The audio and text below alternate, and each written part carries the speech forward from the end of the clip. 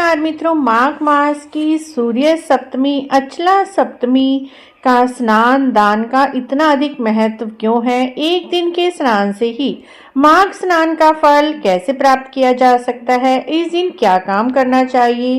कौन सी कथा सुननी चाहिए? संपूर्ण जानकारी इस वीडियो में हम आपके लिए लेकर आए हैं। माघ मास के शुक्ल पक्ष में के सप्तमी को रथ सप्तमी के नाम से जाना जाता है।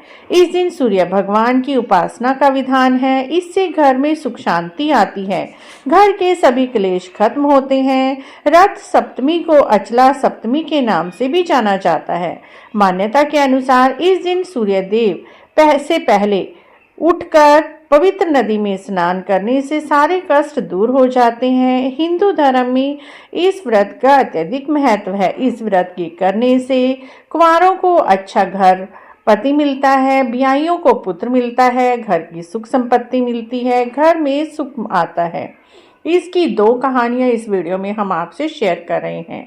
सूर्य सप्तमी की पहली कथा के अनुसार, भविष्य पुराण की कथा के अनुसार, एक मगध देश के राज्य में एक गणिका रहती थी। उसका नाम इंदुमती था। इंदुमती बहुत ही रूपवान थी, लेकिन उसने अपने जीवन में कभी कोई भी दान पुण्य का काम नहीं किया, कोई व्रत पूजा पाठ नहीं किए।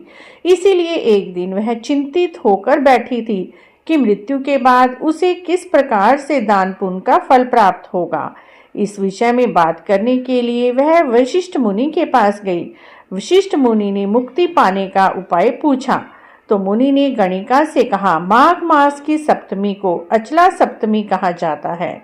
तुम इस दिन व्रत करना, विधि पूर्वक सूर्य भगवान की उपासना करना, क्योंकि इस व्रत के नियम षष्ठी से ही शुरू हो जाते हैं। षष्ठी के दिन एक बार भोजन करना चाहिए। सप्तमी की सुबह आग के 7 पत्ते सिर पर रखें और सूर्य देव का ध्यान करके स्नान करें।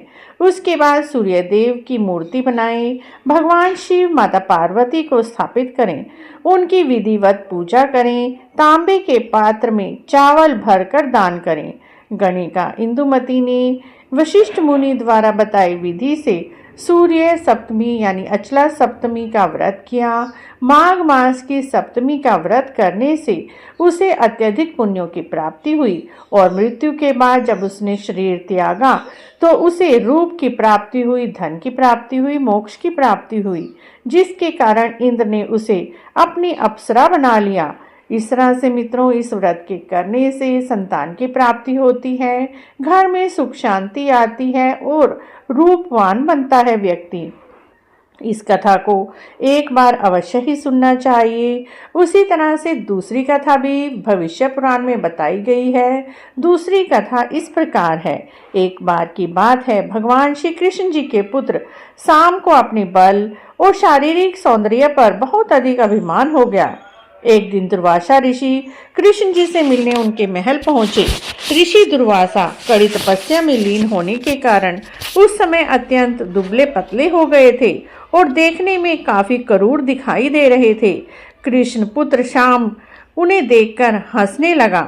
यह देखकर दुर्वासा ऋषि क्रोधित हो उठे और उन्होंने शाम को कुष्ठ रोग होने का शाप दे दिया। ऋषि के शाप के प्रभाव से शाम तुरंत ही कुष्ठ रोगी हो गया। उसने के लिए कई उपचार किए गए, लेकिन शाम को कुष्ठ रोग से मुक्त नहीं मिली। तब शाम को बहुत दुखी देखकर भगवान श्री कृष्ण जी ने उन्हें सूर्य भगवान की उपासना की सलाह दी और साथ ही माघ मास के सूर्य सप्तमी अचला सप्तमी का व्रत करके भगवान सूर्य की उपासना करने से तुम्हारा कष्ट दूर होगा, ऐसा कहा। भगवान कृष्ण जी के उपाय से शीघ्र ही शाम को कुष्ठ रोग से मुक्ति मिली।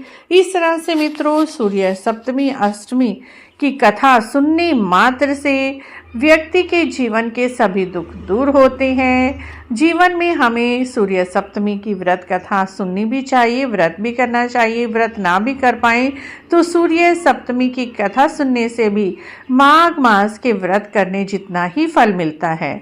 आपको व्रत कथा अच्छी लगी है तो please like, share, subscribe. Thank you.